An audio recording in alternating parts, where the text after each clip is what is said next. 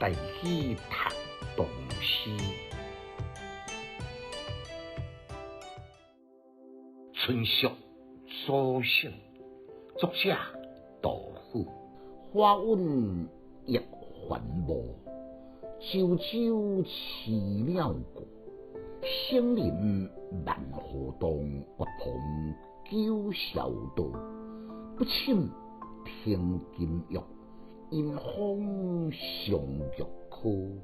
明朝有风书，所闻也如何？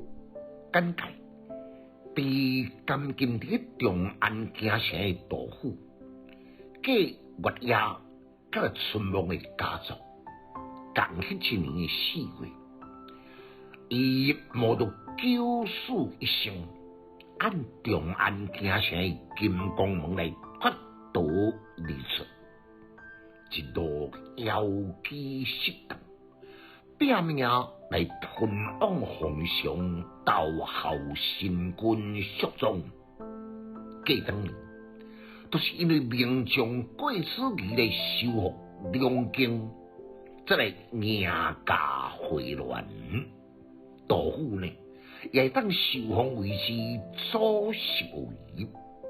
这个左拾遗的官阶呢，不是真悬，也不过呢，会当参与朝廷的干议之职，正正会当发挥对帝君尧舜上生平之志。迄种深深的能力，绝对不是用笔墨有法度来形容的。春宵苏醒，都是这一款的分类下的作品。你甲我拢有换过新工课的经验，既紧张又兴奋，尤其是胸怀大志的杜甫，只毋望会当复国利民，伊无要求官位的大甲小，左拾遗一职，已经心满意足。历经千辛万难，理想抱负会当来实现，内心的兴奋呢，由诗中迄句不寝，就是讲规夜拢未困呢，就会当读出规篇的旋律轻快，由景转成，赋予变化，生动传神，将直夜困眠甲着中军爱国的情操颠落无遗。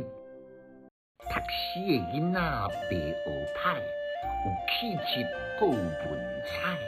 读诗快乐哦！